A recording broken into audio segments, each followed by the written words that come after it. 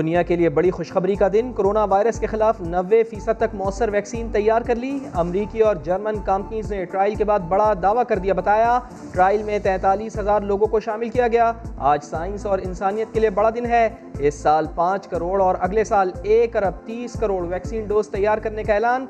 बरतानिया ने 4 करोड़ वैक्सीन का पेशगी ऑर्डर दे दिया। मौसर वैक्सीन की तैयारी की खबरें आते ही बैनुल-अक़वामी स्टॉक मार्केट्स में जबरदस्त तेजी। खाम तेल की कीमतों में 10% से ज़ायद इजाफा। आलमी इदारा सेहत के फंड रोकने वाले ट्रंप की वैक्सीन की कामयाबी का क्रेडिट लेने की कोशिश। ट्वीट में वैक्सीन की तैयारी को अच्छी खबर करार दिया। स्टॉक मार्केट में बेहतरी पर भी खुशी का इजहार किया।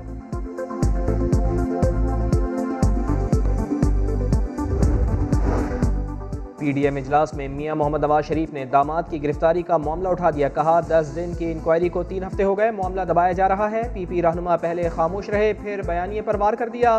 पीपी क़यादत ने कहा तय हुआ था कि किसी का नाम नहीं लिया जाएगा। नवाज शरीफ बोले मामला निज़ाम की दुरुस्तगी का है। उस्मा बुखारी का कहना है कि लगता नहीं कि सिंध हुकूमत की रिपोर्ट भी वक्त पर आ सकेगी। नासिर हुसैन शाह का कहना है कि नून लीग के बयानिए के साथ नहीं चलेंगे।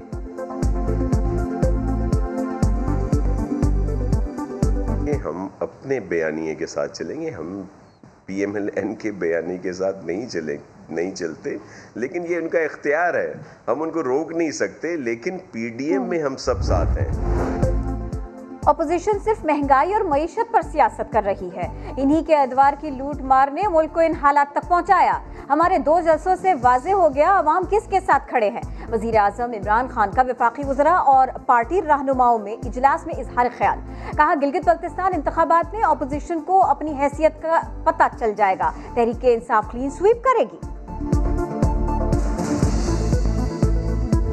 मरियम शरीफ साहिबा आपका मेहमान है और ये जो गंदा वजीर है ये गंदा ज़बान औरतों के खिलाफ इस्तेमाल कर रहा है। ये क्या आपका सकाफत का हिस्सा है? क्या आपका कल्चर का हिस्सा है?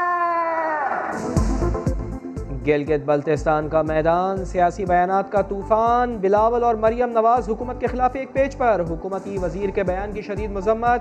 बिलावल भुट्टो जरदारी ने नगर जलसे में सवाल कर लिया। बोले मरियम आपकी मेहमान है, क्या ख़वातीन के लिए ख़राब ज़बान इस्तेमाल करना यहाँ की सकाफत है? मरियम नवाज भी बिलावल के खिलाफ रिमार्क्स पर बोल पड़ी। हुकूमत को कई अलकाबात दे डाले। जब आप बिलावल भुट्टो के ऊपर जाती हमले करते हैं तो हम उसका साथ नहीं देते। ये गलत रवायत है और बड़ा अफसोस के साथ मुझे कहना पड़ता है कि ये हुक्मरान सिर्फ जाली और सिलेक्टेड नहीं है, ये गंदे भी हैं। फिरदौस आशिक आवान ने मरियम नवाज को राजकुमारी करार दिया। कहा राजकुमारी जिल्ले सुबहानी का जो बयानियां पेश कर रही हैं ये मुल्की मफाद में नहीं। अली अमीन गंडापुर के अल्फाज पर तहफ़्फ़ुज़ात हो सकते हैं, लेकिन मरियम नवाज भी अपनी अदाओं पर गौर करें। अगर कौम का पैसा लूट के किसी ने अपनी डेंटिंग पेंटिंग पे लगा दिया है तो फिर ये चीज़ें भी यकीनन आपके भी कंसर्न है और आप चाहेंगे कि वो हकीकतें आश्कार हों और आपके सामने आए। मरियम बीबी आप भी ज़रा अपनी अदाओं पे गौर करें। चोरी छुपाने के लिए इदारों पर उंगली उठा रहे हैं। पाकिस्तान के गद्दार इंडिया चले जाएं। अली अमीन गंडापुर की धुआंधार तकरीर। मुराद सईद भी गर्जबर से कहा 15 नवंबर को तहरीक इंसाफ ही कामयाब होगी। इन चोरों ने तो पाकिस्तान के चप्पे चप्पे को लूटा, इमरान खान इन्हें नहीं छोड़ेंगे।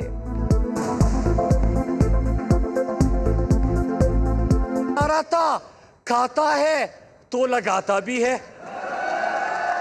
जरदारी का नारा था, खाता है तो खिलाता भी है। इमरान खान न खाता है न खाने देता है, बल्कि जो खा चुके हैं वो भी निकलवाएगा आप लोगों से इंशाअल्लाह। एजाज शाह के बयान से गलत फहमी पैदा हुई। वजीर दिफा और वजीर दाखिला जिरगा लेकर ANP मरकज पहुंचे। अवामी नेशनल पार्टी ने मुआज़रत के बाद वजीर दाखिला के इस्तीफे का मुतालिबा वापस लिया। एजाज शाह का कहना था गलत फहमियां दूर हो गई।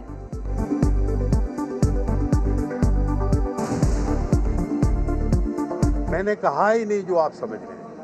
मैं इसलिए तो आपको कह रहा हूं कि अगर मैंने वो कहा होता तो मैं क्यों आता आज। मैंने कहा ही नहीं, वही उसी मिसअंडरस्टैंडिंग को रिमूव करने के लिए आया। शहबाज फैमिली बड़ी मुश्किल में घिर गई, वादा माफ गवा। मुश्ताक चीनी का तहलका खेज बयान सामने आ गया, बताया उनके अकाउंट से 6 करोड़ की टीटीज लगवाई गई। सुलेमान शहबाज ने ट्रांजैक्शन के फर्जी मुआहदे तैयार करवाए, 60 करोड़ की ब्लैक मनी वाइट करने का कहा गया। वजीर आला के बेटे और वजीर आजम के भतीजे को इनकार करना मुमकिन नहीं था। मुल्क में कोरोना की दूसरी लहर खतरनाक सूरत इख्तियार करने लगी।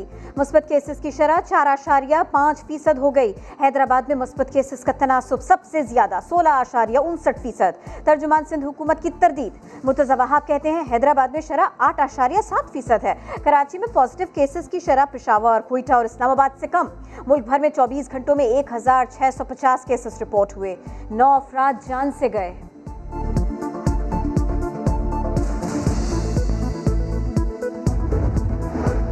कैप्टन सफदर को मरियम और कमर जमान कायरा को बिलावल के हमरा गिलगित बल्तिस्तान में इंतखाबी मुहिम चलाना भारी पड़ गया। दोनों रहनुमा कोरोना में मुब्तला।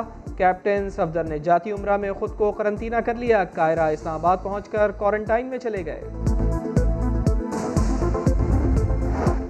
इस्लाम कबूल करके पसंद की शादी का केस। मेडिकल बोर्ड ने आरजू की उम्र 14 से 15 साल करार दी। कोई दबाव नहीं, मर्जी से इस्लाम कबूल किया, शादी की, शौहर के साथ जाना है वरना मर जाऊंगी। आरजू अदालत में रो पड़ी। सिंध हाई कोर्ट का तफ्तीशी अफसर को चाइल्ड मैरिज एक्ट की रोशनी में तहकीकात का हुक्म। आरजू को दारुल अमान मुंतकिल कर दिया गया।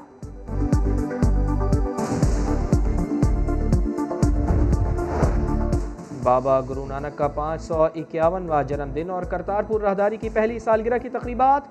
मोदी सरकार ने भारतीय सिखों पर राहदारी के दरवाजे ना खुलने दिए।